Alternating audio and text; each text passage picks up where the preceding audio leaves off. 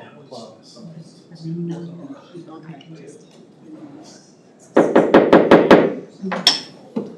right, good afternoon. We'll go ahead and start the regular session of the Oversight Board for Consolidated Communications Center for September 16th. We'll do a roll call. Justin Brandt, County Supervisor. Sanders Hall, County Supervisor. Linda Leyland, County Supervisor. Rich Kurtenbach, County Supervisor.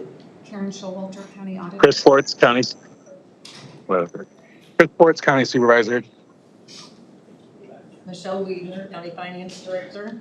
Mike Trinan, Assistant County Attorney. Tim Jameson. Ian Kowalska, Evansville Mayor. Mike Shear, Governor Mayor. Craig Birdie, Cedar Falls Public Safety. I'm Doug Navarro, Police Chief. Nathan Ed, Washington County Sheriff. Judy Flores, number one director. Chris Director, Local City Sheriff Chief. Change. Freudian slip. Al, UIP Director. And then the board just came to. Quinn Hart, Mayor. Danny Lloyd, Mayor of Cedar Falls. Gail Boons, Mayor Hudson. Lindy Benson, Blackhawk County Emergency Manager. Looks like we've also got online. We've got, my eyes are bad. Give me to read it. Yeah, go ahead, great. Jasmine, Elizabeth Burnett. And we have Kristen. Billingsley Cooper. Aaron McClelland, Bridget Wood, Lori Wormers. Perfect. Well, thank you. We'll move to item 2, the agenda received as proposed or as amended. So moved. Second. All in favor, say aye. Aye. Aye.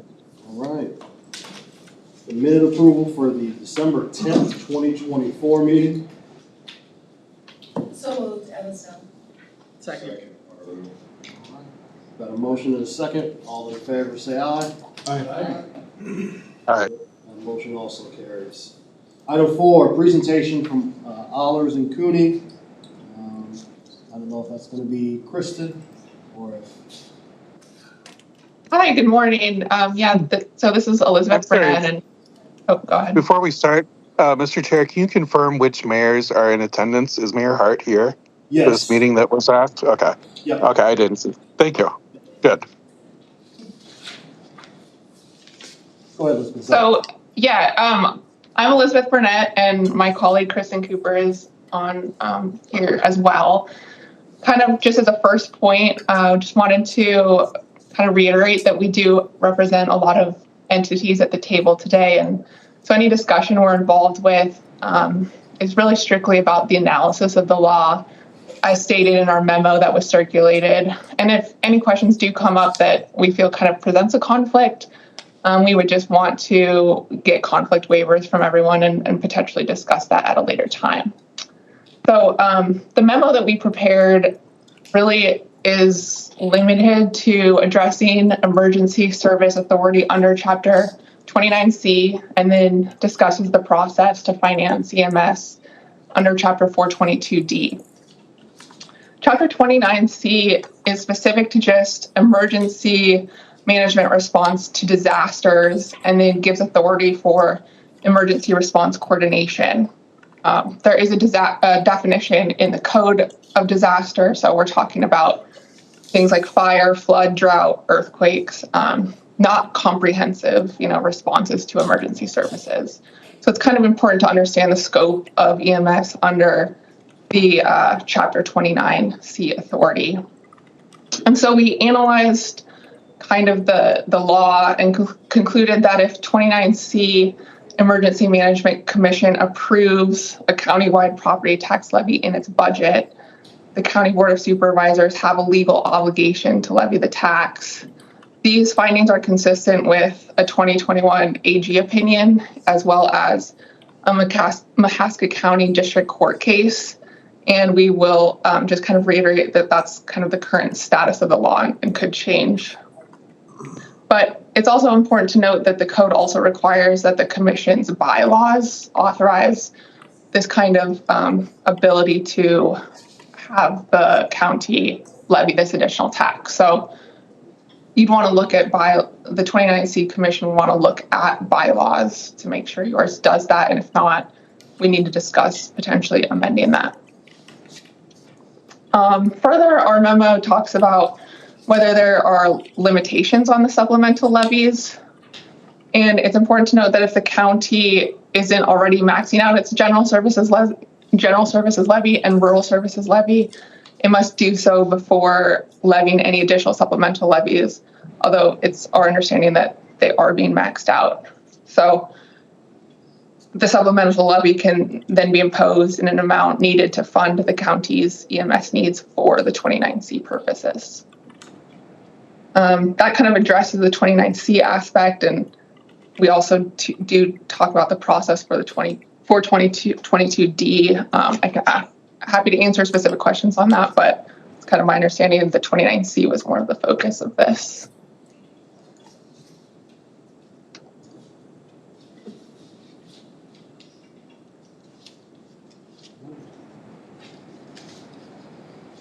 Elizabeth, let me ask you a question, starting things off, is the chapter 422D, as I'm reading through the code on this is more for ambulance, fire, and that aspect of things, not necessarily emergency. As far as emergency management, we've been using it more for 911 services. Yeah, 422D has express purposes that it can only be used for. Those include, a lot of equipment and training type things. So in terms of 911 response costs and things like that, that's not covered really under 422D.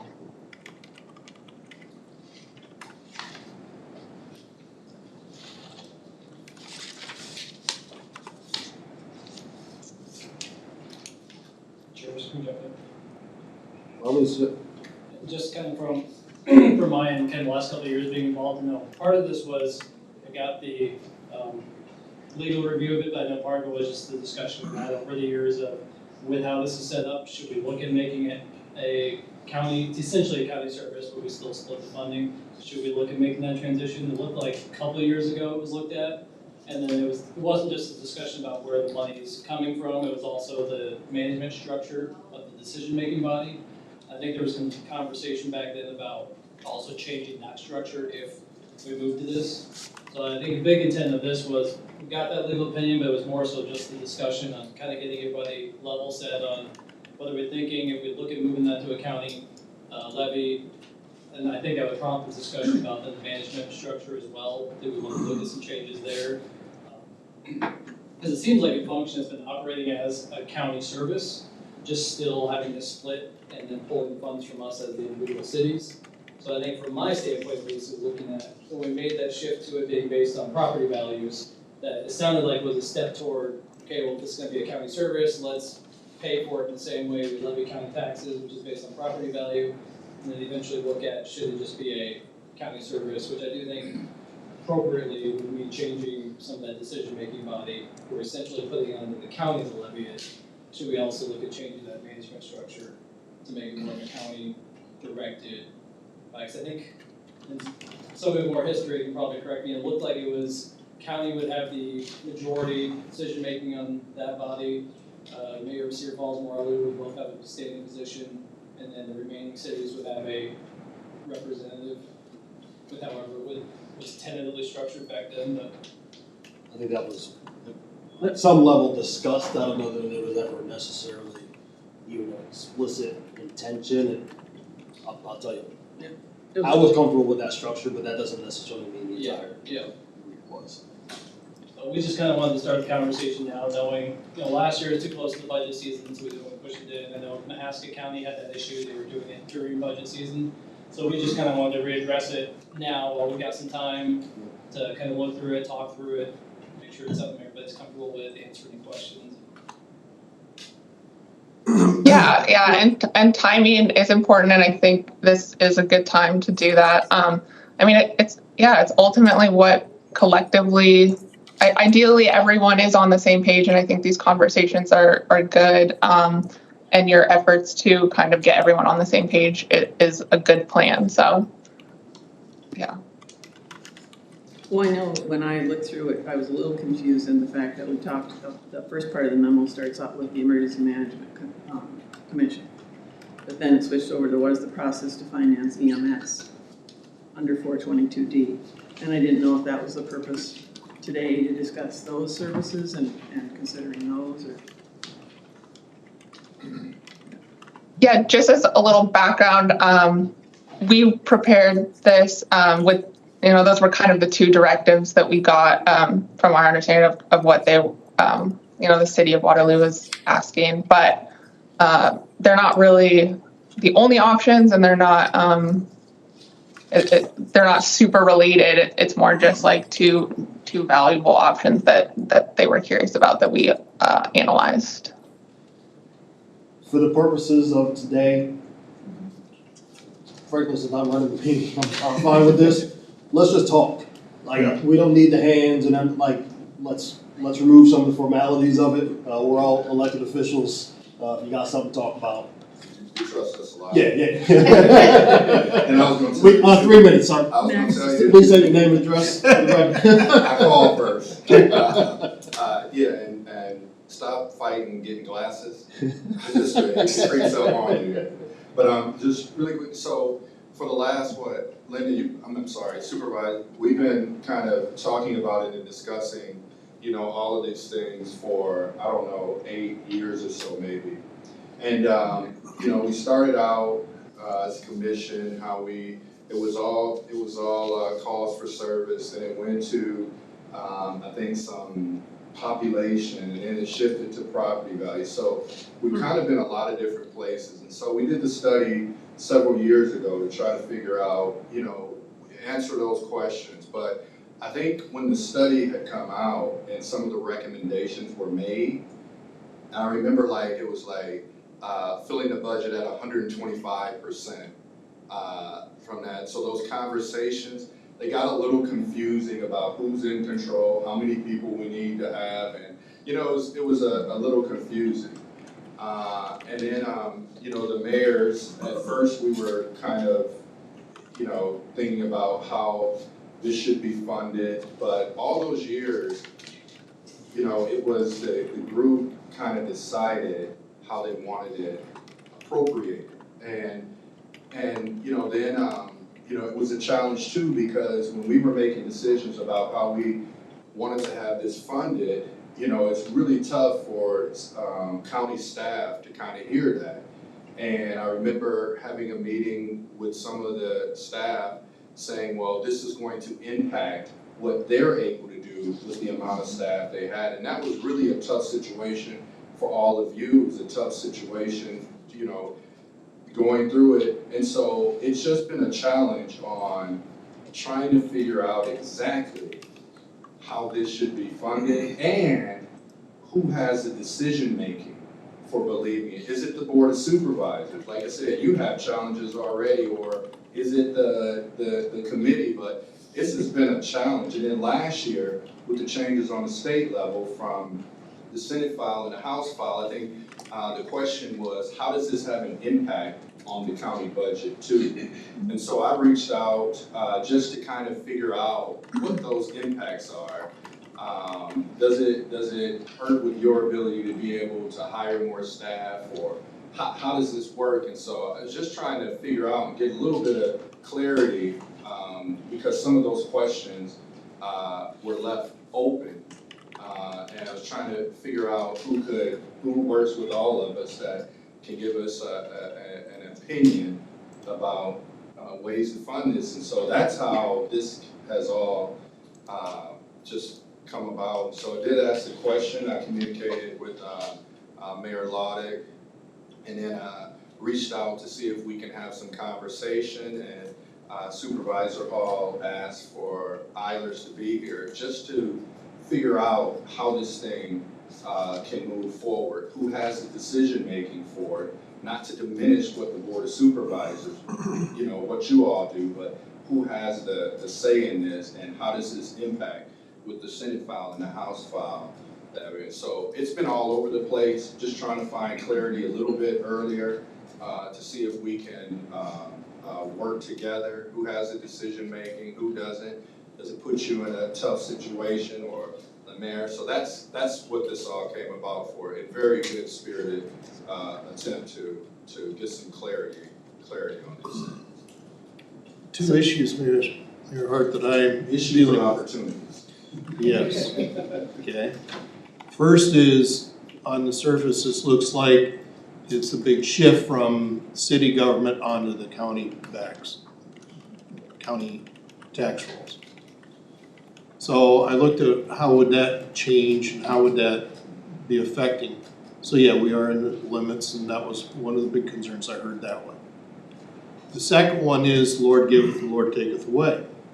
We do something like this on the county, and then the cities put more property in TIF, those dollars go to the cities. It ain't going to help fund the situation, what we're trying to do here. So my question is there a way, if you're gonna have properties in TIF, that these dollars are exempt from that TIF? So question number one, shift to the county, and I say this with all due respect, because I don't, want your wife and my wife looking at me, but a large portion of what's generated by the county comes from incorporated cities, right? So it's still going to be Waterloo folks paying, it's still going to be Cedar Falls, Evansdale. So I do understand what you're saying, who's ultimately levying for, right? Correct. So I do understand that. Secondly, I'm definitely not the expert on the tip portion and open to having that conversation, sir. So we can research that and find that out. So open to the conversation. Because the more money that goes in TIF, that means the county's gotta come up with more money to replace that. That's a problem. If we could throw that maybe, I don't know, Elizabeth, if you can speak to that piece at all. Is there a way to exempt that separate levy for that from tip collections? No, sorry, no, there's really no ability of the cities to kind of pick and choose which levies are subject to TIF and which are not, unfortunately. I mean, there could certainly be some sort of a side, funding agreement back and forth, maybe using other authority that we could potentially look into or research. But as far as, the city saying, we're not going to accept a certain levy from going into the TIF fund versus not, that's not within the law, unfortunately. Does anybody, go ahead. Is a repayment, would a repayment into the system be an allowable use of TIF funds? A repayment back into the property tax? Yes. Yeah. I guess I don't know how that would really function. I mean, we could certainly think about that structure, but it would be very difficult to interject, money back to the counties to be dispersed under the property tax system, I would think. Because those monies are already going to be, divvied out diverted to the special fund or diverted where they would normally go. So I guess I don't know how that would function. We could certainly look at that, but I think that would be difficult. Yeah, because I'm trying to think how that plays out with the current model. Because essentially it's still we're not collecting the city portion if we tip it, which then we have to pay for it. Right. So it is kind of still similar, although if it goes to the county, we apply countywide versus even each independent city. But if all properties, regardless of whether they were in the TIF or not, at least for the service itself, it would represent a lower cost per user. Because right now, if you're in a TIF, you're not paying into the system that that you have access to. Yeah, I would argue that Chief Duncan would probably be able to answer this better, but I'd assume a lot of our calls for service on the police side probably are wrapped up in those TIFs too. I couldn't tell you what districts are in the TIF and what aren't, so, not looking at a map. Right. Most of our calls are guess I'm, you know, residential, I don't think, most of the TIFs are industrial, yeah. Although we are seeing increased use of TIF in residential. Yeah. It's starting. Yeah. But still, Yeah, I wouldn't say, I guess Chief from our, Director from our, and I don't really feel like we get calls for service a lot from our industrial parks. So, and again, we're using it more for neighborhoods, but. I'm trying to picture our TIFs too, and it seems like it's up and down the hallway and the two industrial park or the big industrial park, so ours would be, not as many of our calls come out of TIF. Fire ants. Yeah, fair amount, there's. Yeah. Seems John Deere.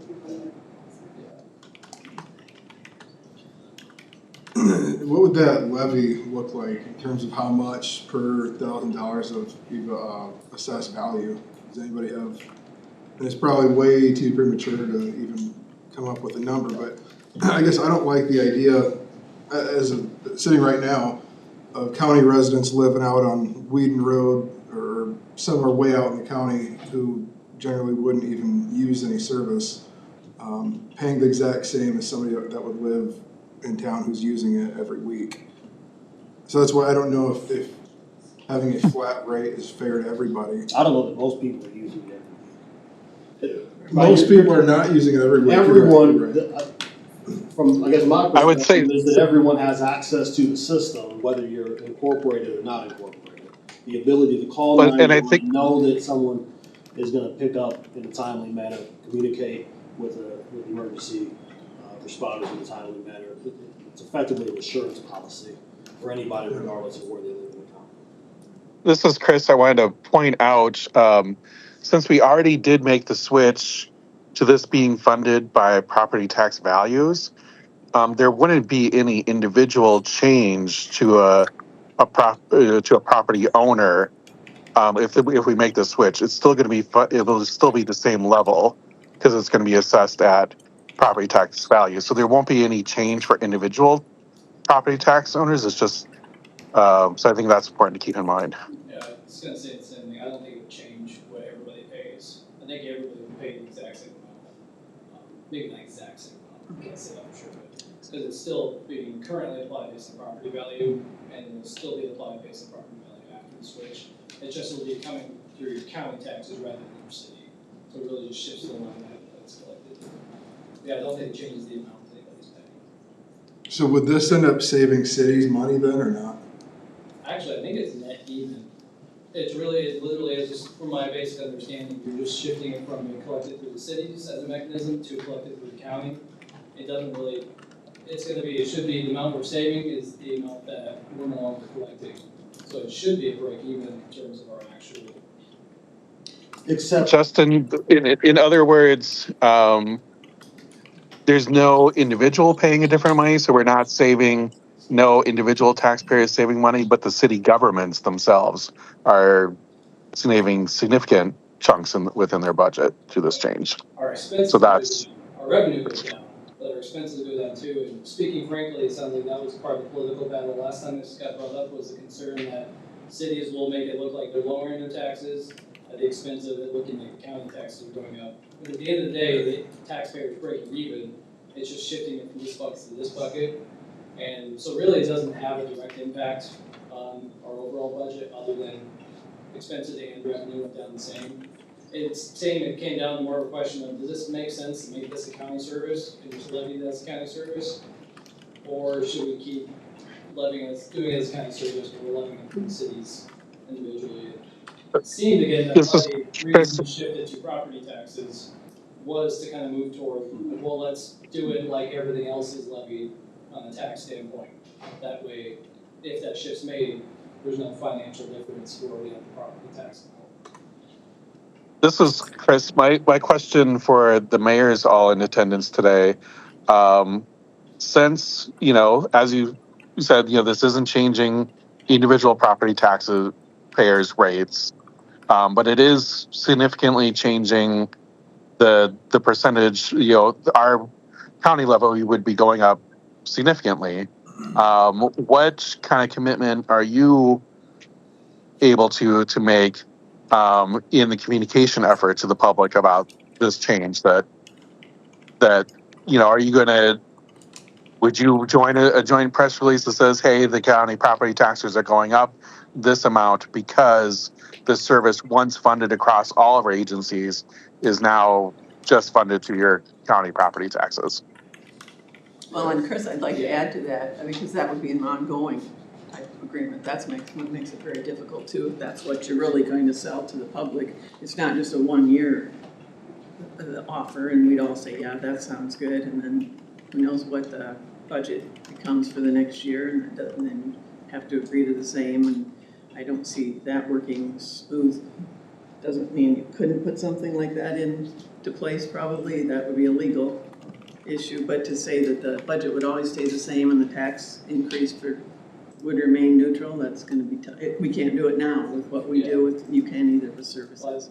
Two pieces of things. One, on the communication side, we would absolutely be willing to commit to even putting some budget toward if it's helping communicate, at least maybe for the next couple of years, that people know this happened. Because eventually, if we 10 years down the road, it'll just be what people expect. The rates will even know. Because you're right, we can't ever say we're not going to raise our tax rate because we did this. But I would say from a communication standpoint, I can't speak for everybody, but we'd be glad to budget some money if it's working with the county on mailers, on whatever we need to help make sure it's clearly communicated. It's not that we're cutting our rates and the county's raising theirs, it's just we're shifting stuff around. I know everyone pays very close attention to the community and reads these things very closely.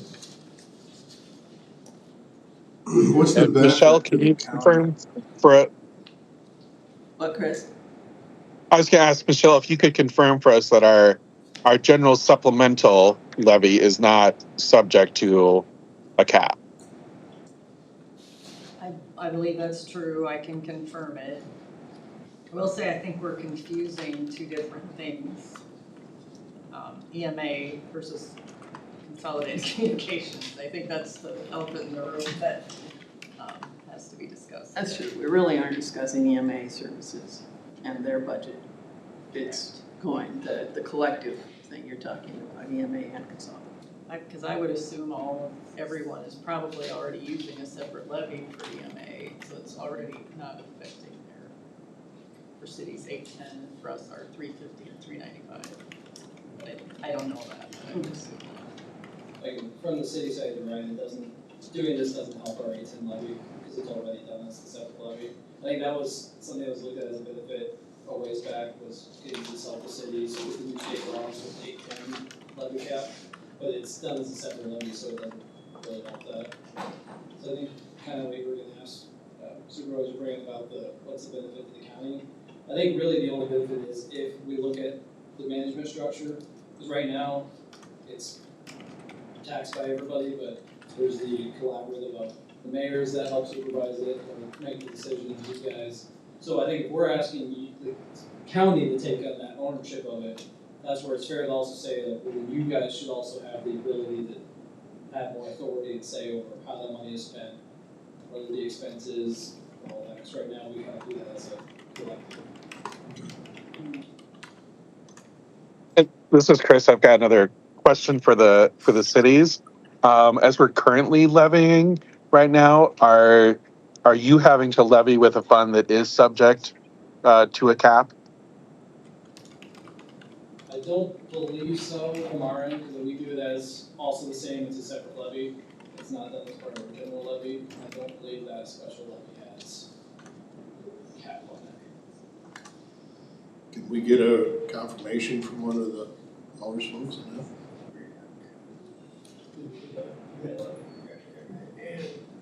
Is the question whether there's a cap on the city's funding support for a local emergency management commission? Is that capped? Is that what the question is? I'm only interested in consolidated communications because I thought that was the topic for today, but I think that's what we're trying to figure out. But the question was, is there the way that they're currently funding? Are they funding it with a levy that is subject to a cap? Yes, we are. Yeah, ours is part of our general levy. Okay, yeah. Ours is part. And then obviously, yes, that is capped, yeah.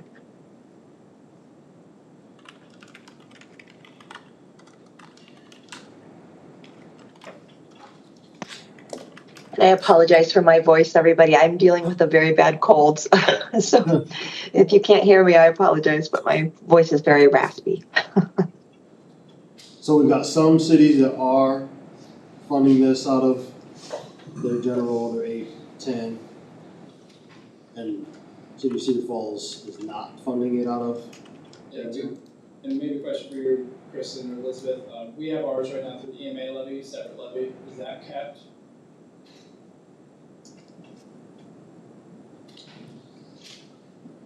Is So your,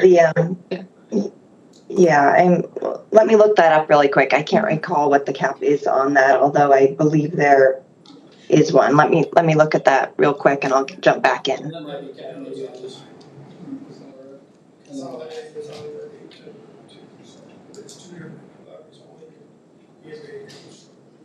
Kristen, is this something like Ehlers and Cooney would do as a feasibility study? It's a separate line item. And what kind of information would you be Well, I looking meant for? we're looking at doing this as a county and with the communities and all of their different pieces of information as well as our own and, just to help evaluate what is the best solution for us when you talk about admin, but also, and staffing and some of those types of things too, but so that you consider are there groups, I know there are probably public safety group consultants that do this, but I didn't know if just yours is the legal end for us today, or if there is something like we could do. You might ask a financial advisor or a municipal advisor to weigh in on it.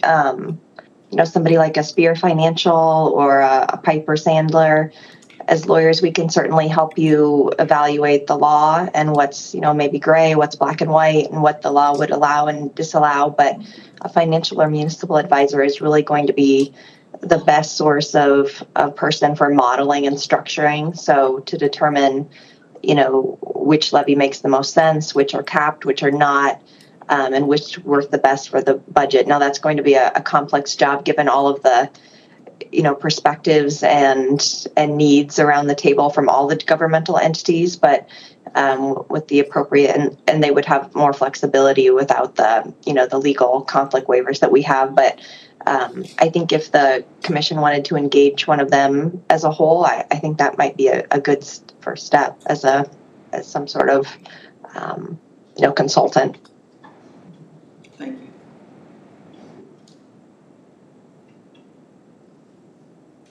If we were to do it, can we go back if we feel like it doesn't work on the county side, like it's not beneficial in general? Is it something that can be reversed later?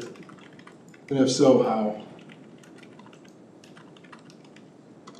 What are you thinking? You mean actually put it into place and then find out we want to change our mind? Well, I'm just like, because I've heard that once you step into this, there's no going back, and it's irreversible. And so if that's the case, it makes it a little bit more nerve-wracking, I guess, to commit to it. Obviously, no commitment today. That's why I was thinking the feasibility might help us look at that beforehand, and then you'd say yes, no, or maybe how could we work through it, or right. not. But yeah, okay, I understand your point now. Thank you.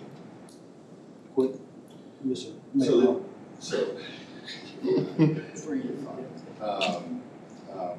It's a couple things. I think one part of the conversation, and I don't know if it's true or not, but that is the goal was to make sure that everyone pays the same amount for the service. There's tons of folks that don't use 911, thank God, right? But everyone pays the same amount. That was the reason because I think we've just balanced out a little bit over the years. But number two, and this is kind of a question because it puts all of you in a bad spot too, is that who has the authority to say whether or not how it's funded? And that's kind of a bit of peace. Does the commission say this is how we want this funded, or does the board of supervisors say this is how it needs to be funded? Like that was part of the question. Like, so the question is, if it comes back, can the board of supervisors change that? One question we pondered on is who says how it needs to be funded? That's part of the angst. Not angst, but that is part of the question. Who has the authority to say how it's funded? And it looks like from the memo, bits and pieces of each. The salaries and wages of emergency medical care providers provided EMS are additional eligible expenditures for EMS under Chapter 422E. That does not necessarily mean providers,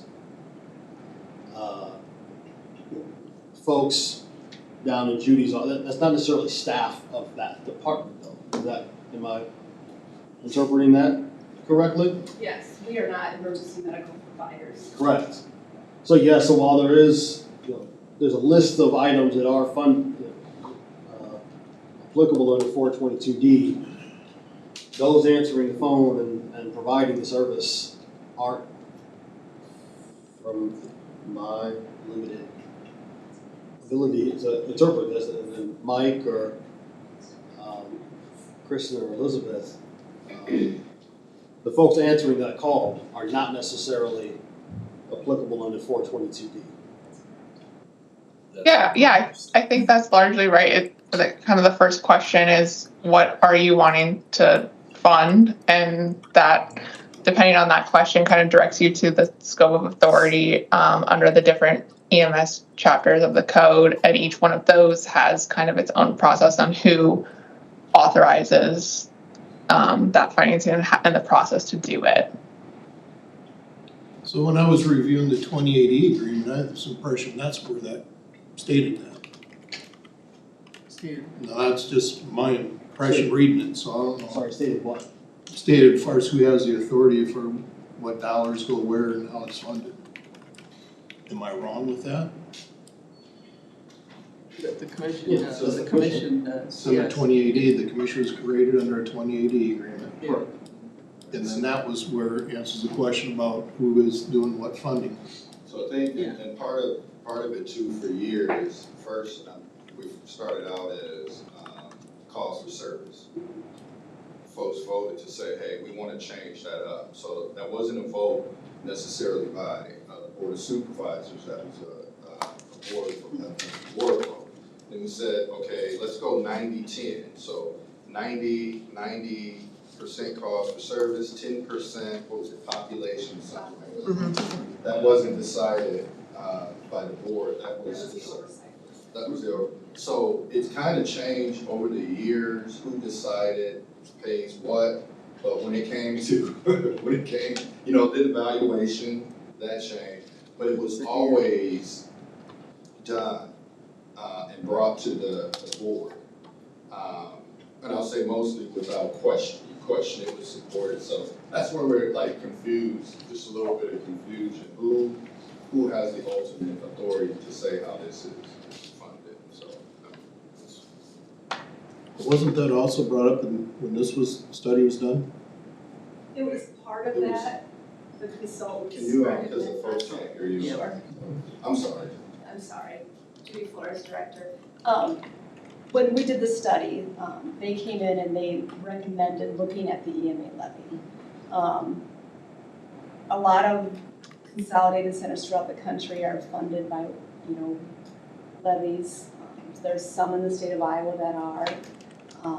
A lot of them fall under either a police department or a county, so it kind of is all over the place. But when they came in and did their study and met with all of the different departments and agencies, they came back and they looked at what the state of Iowa had in place, and they looked at that levy and they did recommend that. But Mayor is correct. I've been with the center for 32 years, and over time it's been population, property valuation, it's been cost for service, and then we changed it a few years back to a portion, the majority of cost for service, and then 10% property. And I think the goal with that concept was to get to 50% cost for service, 50% valuation.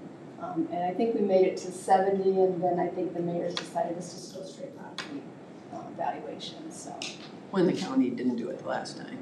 I Yeah, then believe that a the couple years property ago, back, yes. yeah. And that opinion, that Attorney General opinion, that's what we looked at back in 22 as well, so. And we haven't got quite everybody, there's, I think, 2 communities that still aren't playing their full share as far as the others also doing it that way, which that's, I think, one of the properties Evansdale works with, or one of the cities, and one that we do, that could be changed, I guess, at some point in time if we wanted to, but yeah.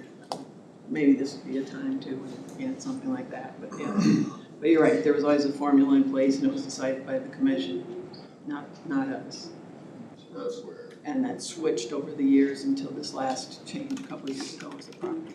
and then Supervisor Kurtenbach, part of the report also looked at how we are in comparison to other places and the amount of calls that we actually received and the capacity for us to be able to handle that. I think you read through the report, there were challenges with burnout, adequate staffing, in a number of different areas. And I think at the time, the leadership had decided, well, let's go ahead, what was it, 125%? 150 is what was proposed earlier. 150% to get to here and do here. And that was something that I know at the time kind of turned the board off from that. And so, right now, of course you have to study.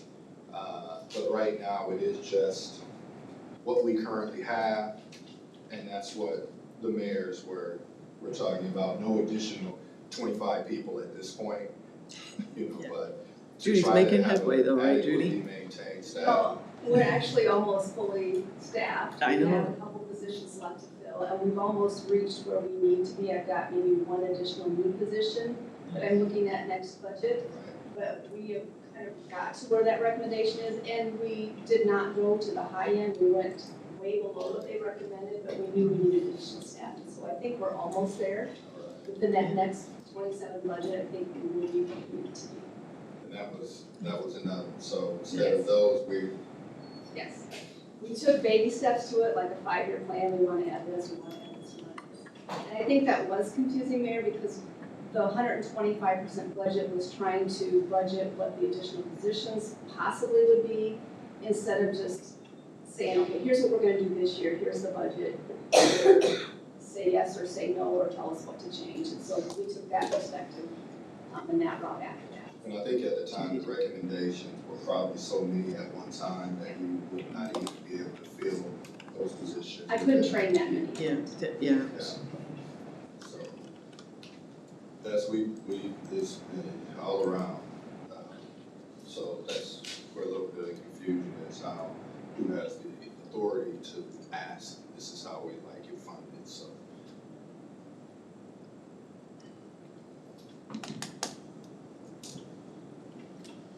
So we don't really have the answers.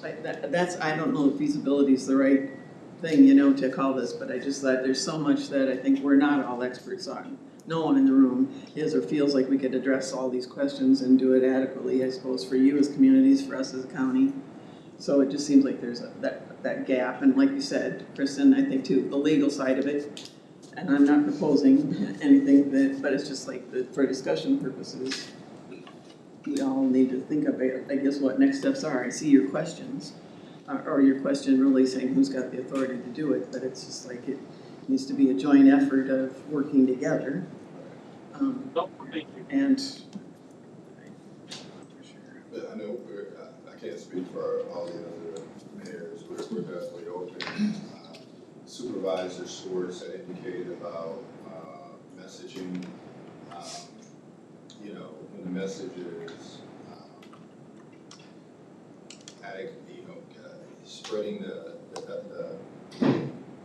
when it comes to public safety, I think that's one of the easiest things that we can talking about. And hearing you're very close to those numbers that addressed in that report. I think that's an easy conversation for us to have in the public, that you're taking on the responsibility for managing that service.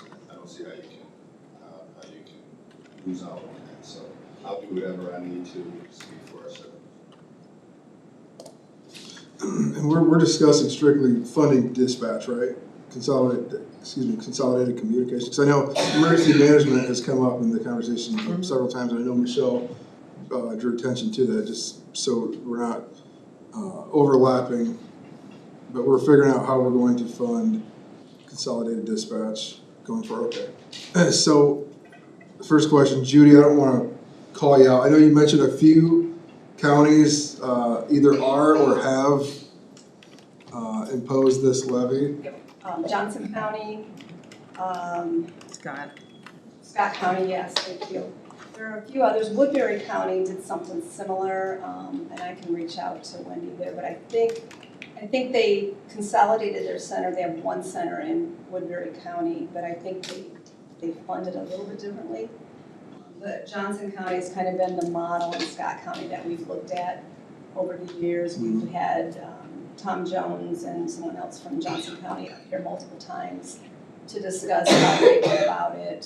Scott County, I think some of the board supervisors talked with them, and maybe some of the mayors talked with Scott County as well, back in I think 22 or 23. Johnson's still doing it or not? Yes. They are doing it currently? They are doing it. That's how they fund their radio system through it. They fund all of their dispatch salaries, operational expenses, all of it runs through that levy. And then what are the expense limitations on expenses within that? Honestly, I don't know what limitation he has. I know he gets his budget ready, he presents it to the EMA commission, and they say yea or nay. They usually, they fund it, and then they adjust that levy accordingly. Okay.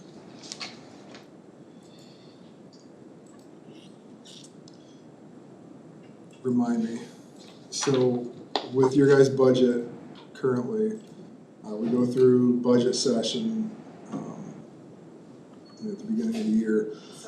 So I usually have my budget ready to my consolidated board by, I try to have it October. This year I might actually be on time with it, so that I can present it to them. I've been working with Amanda and Michelle on that. But if typically it is in November that the consolidated board approves it to then pass to the mayors, the oversight board. And the mayors typically meet in December because they want to get it done as part of our 2080 agreement anyway, but they want to get it done because then they're still going with their city budgets, and this gets this one out of the way for them, and they know then how to put it in their city budgets. Okay. So, but I'm hoping to have it, Michelle and I will meet next week. I think that I'll be able to have my budget to my board in October, maybe get it to the mayors and to the oversight board a little sooner so that we can start going through it and looking at it and see what the options are. Thank you. Yes. I can ask a follow-up with that, then, is that the board that we would potentially did what we did in the past or looked at? Is that the board that would change the voting structure then? The one that you bring that budget to? The oversight. Yeah, the oversight board Actually, is this the board one. right here. Yeah, It's this one, I yeah. knew that. There was a lot of confusion, I think, about EMA and oversight last time. Yeah, Because most of the partners are the same partners, and Yeah. there's just a couple communities difference.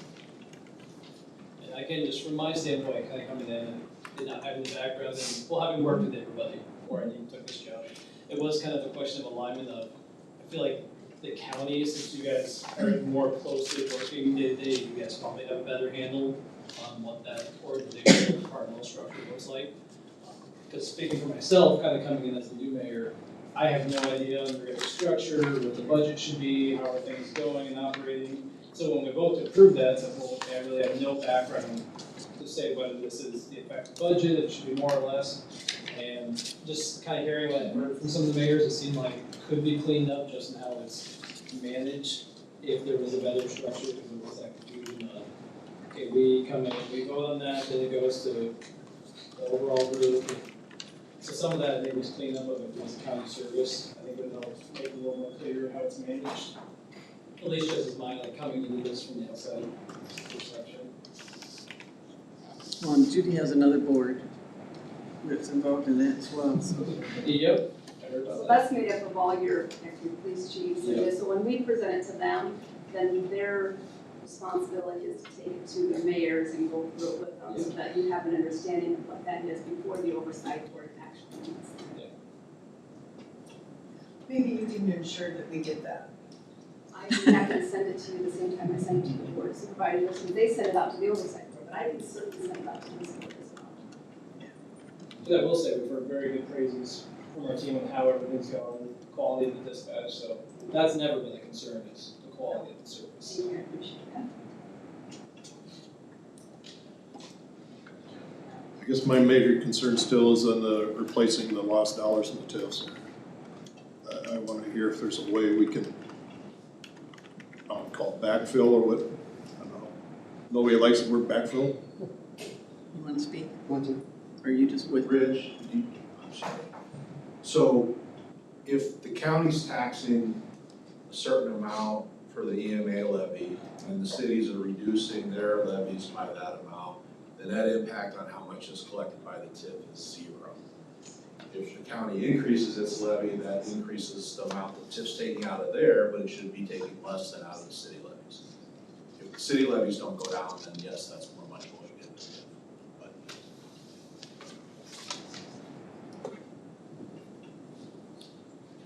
I think in a perfect world, it'd be nice to see just the city levy rates drop just to help people. And if the idea is and we've kind of discussed this in brief, I think, but pulling money from those TIF districts, if only it were that simple, reducing the TIF districts or releasing funding from them to help ease some of that tax pain. I don't know if that's even a feasible objective or not, though. So with cities right now, because just specifically the city of Waterloo, our grout levy and our library levy, that 54 cents is placed on our city budget, so that added 54 cents to our levy. So Waterloo at least has no choice, because in 28 we have to be back under that 810. We're at the max right now, so there's no we have no choice. That needs to be under 810 in like 2 years. So you talk about reductions, we have no choice but to do it. So and that's going to come if this is transition, because there's a little bit more flexibility by the county to do it without the state restrictions right now. But regardless of what we do, we have to shave, I don't know, $3 to $4 million already. So this will be a part of it to be able to get to where we need to be. And we just lost, what was it, 1.2 a couple years ago. We probably lost like 1.5 or 1.6 from the state, and we just lost the other revenue from the traffic cameras that no one likes, but all that money goes directly to property tax relief. So we have no choice. We have to be under 810. I'd like to go on the record and say I do like the cameras. I'm willing. Yeah. So when you talk about can you guarantee that this is going to reduce the levy rate? Absolutely. This is Chris. I've got a clarifying question for the attorneys, for Kristen and Elizabeth. I just want to make sure I'm hearing and understanding correctly. From the memo, my understanding is that the commission, and do you refer to just the EMS commission, or do you also refer to this consolidated communications oversight board that we have, that they can, mandate that the county pay for the services? But then did I also hear that the actual employees of consolidated communication, which is the bulk of the extent of what we're talking about, that's not subject to that requirement? I just want to make sure that we all understand the same thing. Yeah, I think that's an important distinction. So what our memo analyzes is strictly a 29C, Chapter 29C commission. We have not analyzed, this memo has not analyzed kind of the extent of what the oversight board that you're structured under, how that applies with the analysis of this law. So that's something that we'd need to look further into if that's something you're interested in. And then your question about the employees, I need a little bit more context. So these are I thought that I had heard that only emergency medical folks were covered under this mandate, but not, our 911 center folks, which is the bulk of who we're talking about here Right, today. yeah. So E911 services is under a different chapter, 34A. And again, that is outside the scope of this memo that we were asked to analyze.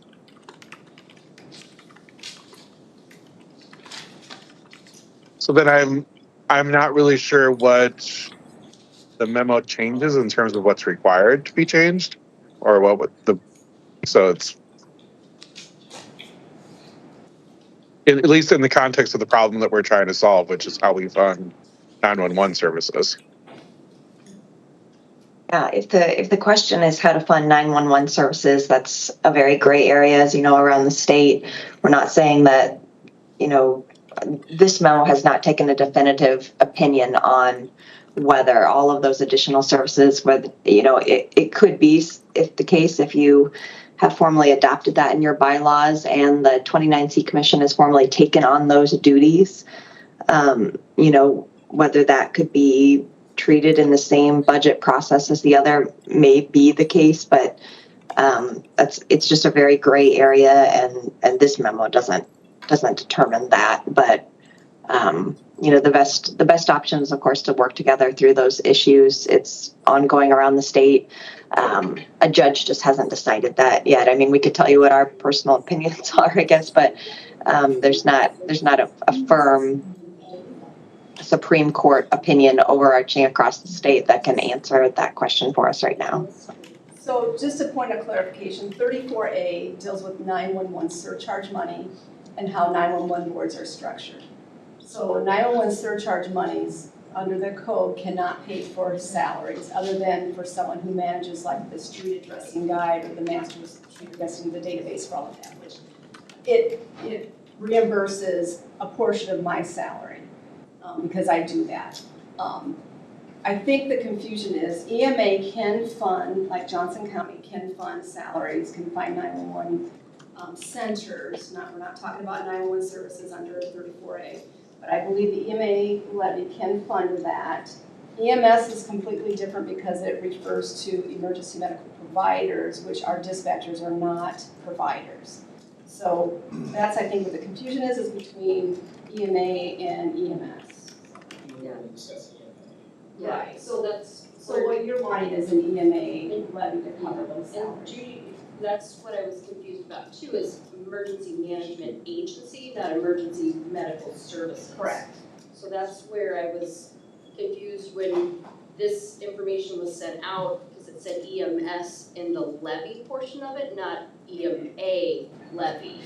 So that's where I was confused with the brief that was sent out on this, is it doesn't address the emergency management agency levy. So I'm not really, I was kind of confused as Judy was about the levy opinion that was sent out. It's really for the sake of this conversation, we should review the EMA levy. EMA levy needs to be reviewed, not the EMS levy. And that would be like commissioned if you wanted legal opinions, right? Ayers and Cooney. Because they're two different levies. I'm assuming one or both of you commissioned this. Right. So. Yeah, I think if you guys have specific questions that you've narrowed in on that you would like us to take back and as a firm answer, we're certainly happy to do that as long as there's no conflicts.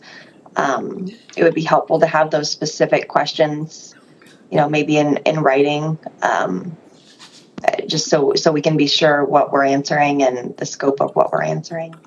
So I think this is a good start, but it's helpful to now, I think, drill down a little bit further.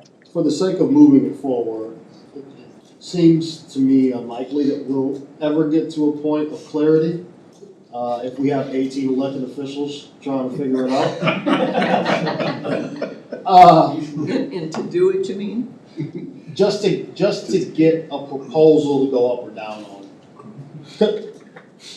It's always going to be a matter of should we do this, should we do that, hand wringing, who's doing this, to me, it would make sense to establish a committee of a handful of us, electeds, Mindy, Judy, maybe a couple of other staff folks, to work through what this could look like. It's not to say that it will be, yes, this is what it's going to be, but at least to be able to provide the specific questions. I think there's going to be there's going to be a need of some folks to put a little bit of extra mental muscle into this than an annual 1 hour meeting. That's only to approve budget usually. That's usually what we have, one meeting a year to do oversight. Correct. This is a different beast than that. Beast, fair. To me, it would make sense if there's 2 supervisors, of the support quorum and all of that. Minutes don't reflect the eye roll. Yes, they do. They do now. Mayors of a couple of the largest, couple of the largest contributors into the system. Maybe a list I think would make sense as well as someone who's the chair and the way this thing has been structured previously. That means they'll pay a pretty large chunk. Mindy, Judy. Are there other folks that it would make sense to have at least crafting questions for Taylor's? I would think financing. I would do Finance? finance and accounting. Is that financing? Something finance, so Michelle. Especially, I think if we voted, we took a vote today, all the cities would probably vote to put it on accounting levy.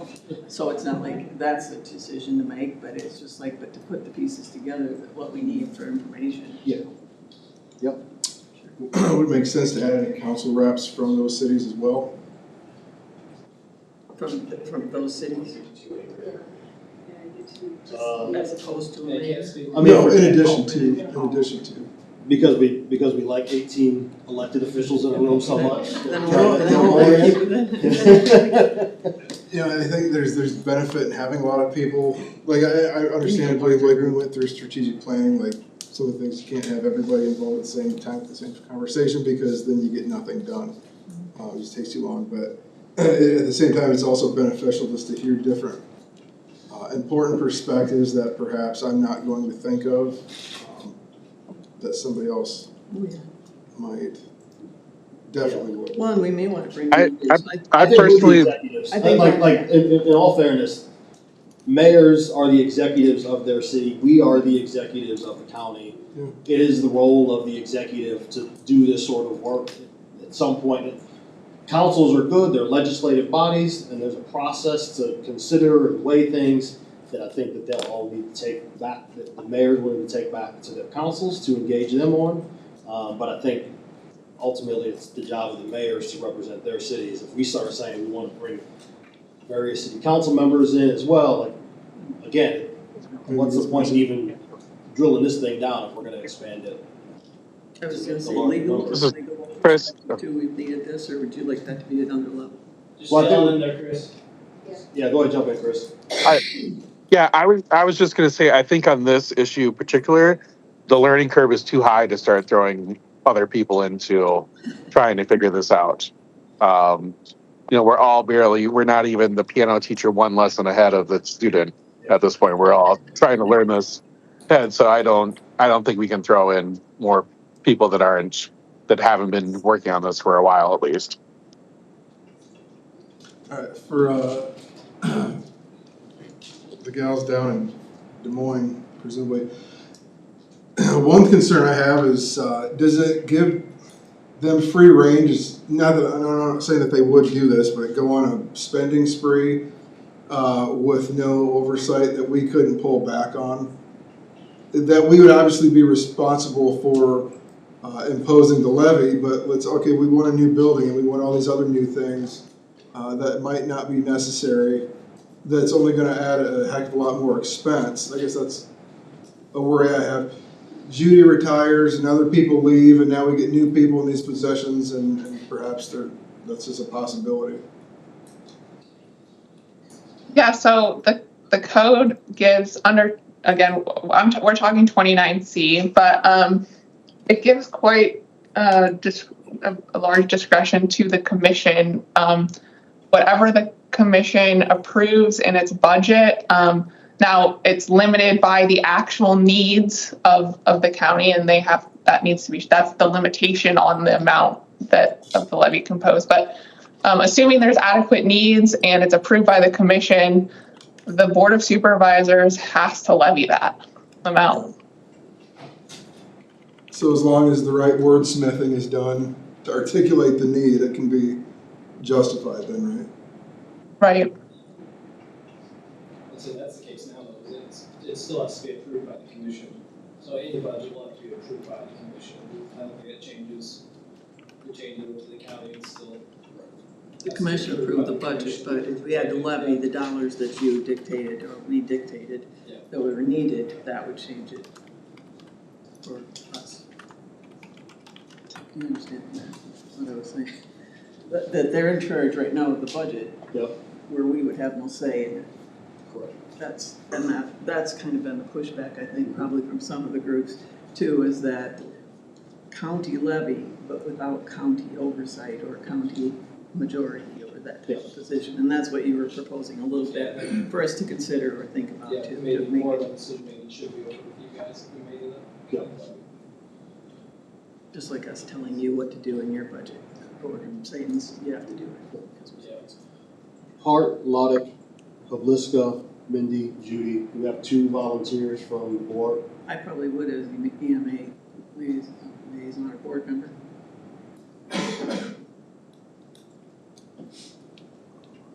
So raise your hand too there, Rich.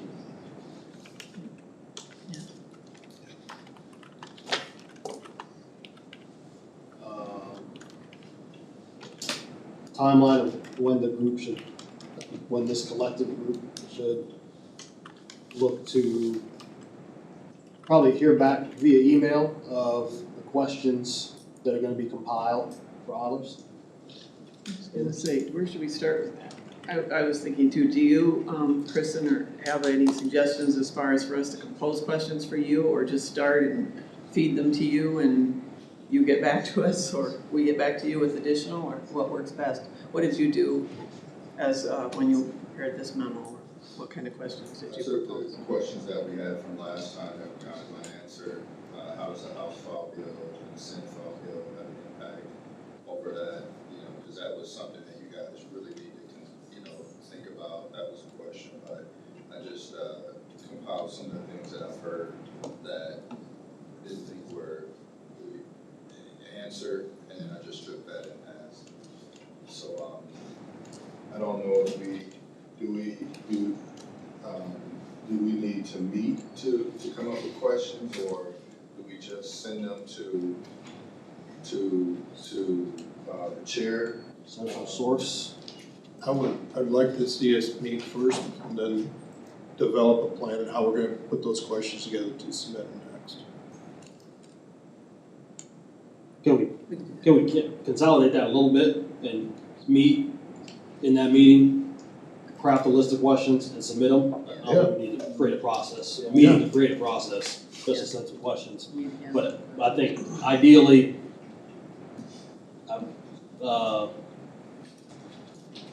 nobody wants this thing to drag further than necessary. We've talked about it ad nauseum, and we're sort of at a point where I think there's some folks trying to make it, frankly, willing to make action and sort of force some hands. So I think just to get to a point where we are being productive, adding some timelines, 2 weeks, 3 weeks, 4 weeks for next steps, not 2 months, 3 months, 4 months is probably prudent next week. If budgets are being composed right now a little bit earlier, is it possible to meet next week? Yeah. So if we say our goal is to have a list of questions to dollars by, within 2 weeks. We need to meet before 2 weeks. So you need to meet before 2 weeks so you can get the questions to the group within 2 weeks. Well, as much as everyone would like to do it for this year's budget, you know, some of these communities that did this process for years. They didn't have it happen in a necessarily budget cycle or in a month or two or say this is gonna happen this year. It was like, let's look at what the confines of this are and restrictions, good, bad, and ugly, and see where we go from there. But I don't mind, I understand what you're trying to do as far as to get to a budget cycle and if it works for this one. But I just thought working just to make it work in this year's budget cycle shouldn't be the critical point that we're all after. It's the betterment of all of us working together and to have the best solution and all of us happy with it as much as one can be, all of us happy with it. We have had a multi-year process because we have not, my entire time on the board, this has frankly been the biggest pain in the hindquarters of any singular issue. It's been the most strangely contentious I'll admit, a thing that I didn't ever give a damn about when I ran for office in the first place. I understand its importance, but it was never on my radar. It was not the reason. It wasn't the knife that buttered my bread. It's a high dollar item.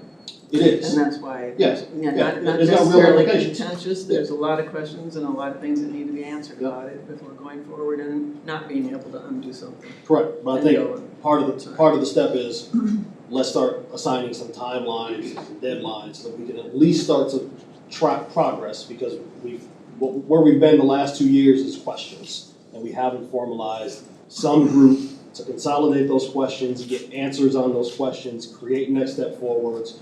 We've got to at least get to that point, I think, for everybody to feel good about where we're headed, even if they disagree with where we end up. We do need to feel good about that, but I was gonna say, in all fairness, I was gonna say to the staff of the county staff that worked on this 2 years ago, hours, endless hours during budget time, and so while we're thinking it didn't go anywhere, there was a lot of information needed, a lot of information gathered, a lot of presentations and information shared then with the groups too, and I meant a lot of hours in that, so it wasn't that it went unworked on or unaddressed or that people didn't have questions and we didn't have to dig into further. Those were the individuals, thank goodness, that kept at it during some pretty stressed times during budget.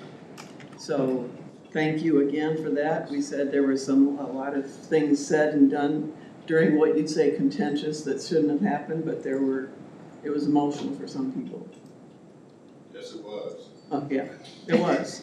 So our hope is by September. So we need to avoid those this time, you're right. Yep, so by September 30th, the goal is for that committee of folks to meet, craft questions, and shoot those over. As well as anyone in the room could have questions. It's not just for that small group to have questions, it's for everyone, it's gonna involve everyone. Chair's question, do we want, of the people that are gonna serve in that group, do we want somebody that's point person? So that if anybody has questions they want to submit it, would that be to you to send everything? Or is there? You've been nominated. Because I know how group dynamics work, if there's not one person responsible to make sure the meeting happens. I would be happy, I guess, to reach out through email and get dates to try to schedule a meeting. I'd be happy to do that. Next week is also do it next Tuesday. Yes. Depending on time. Start out with a fair one. Yeah. I would say, speaking for my, it's definitely a priority, so we can make sure to make it work. Yeah. 1 or 2 o'clock next Tuesday. What time? 1 or 2 o'clock The next Tuesday. afternoon is wide open on Tuesday the 21st for me, so Okay. I can send an email out to the group. I just need to write down who's on it. Yes.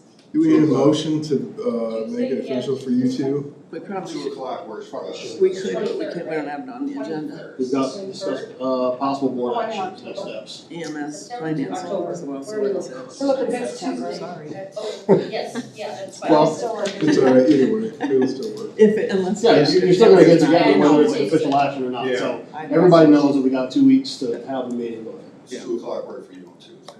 Tuesday I'm not on the committee. Who's on the committee? And you do the work for you, sir? Linda and Carson. Okay, it works for all of us over here, it works for these two ladies as well, so. And is there a meeting location that we meet at? Your conference room? Downstairs, oh, yeah, that'd be good, downstairs. Like the Lori conference room. Wonders, could you check and see if our downstairs is available at 2:00 next Tuesday? If not mine. I sure will. We've got other rooms too. Yeah. That's smaller. Okay. Are these gonna be recorded, these sessions going forward? Yeah. Because Oh, I- like when they're here especially, you mean I would just- the When it's a good- large group, yes. When it's a committee, I would assume not, but. Yeah. I would request that they would be, just in the interest of transparency. Yeah. And since if I can't be there, Tavis can't be there, Chris can't be there, without causing issue, then we could at least watch afterwards. Yeah, for sure, yeah. Let us check with Al if we can get it recorded. We can record it, The only thing we're anyway, doing just is a regular meeting. Compatible. That's the only thing we're doing.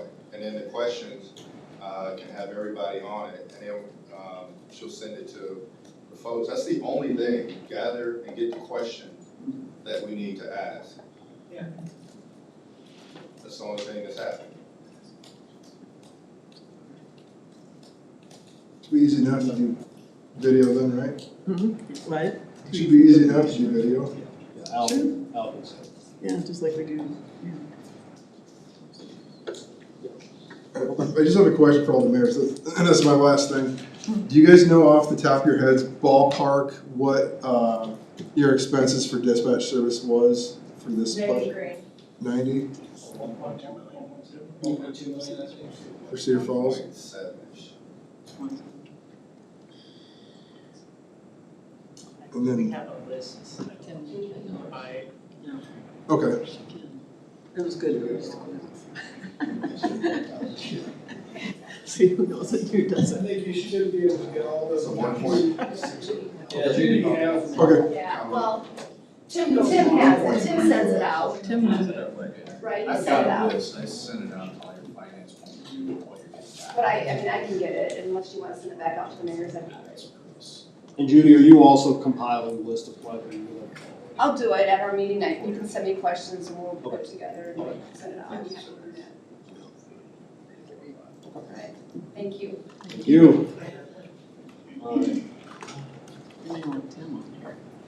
Tim's got a lot of history. I'd just like to make Sorry. a statement. Yeah. For all the cities, 50 to 65% of our budget is public safety. So, we also are affected by all these, state, changes that they've been making. So, if we did pull it out of our budget, I don't believe we could put it back in our budget. We definitely want to get it done right the first time. Right. But move forward. Yep. Yes or no? Move it. Yeah. And stop, yes, we're gonna do this, but it's gonna be eventually. Let's just get it done. Thank you all for coming. Clearly, it's important. So, You guys do? All right. Do we have a motion to adjourn? second. So moved. All in favor, say aye. Thank you. Good luck. I think you've got time, your gentleman. Mike. Nothing to do with it.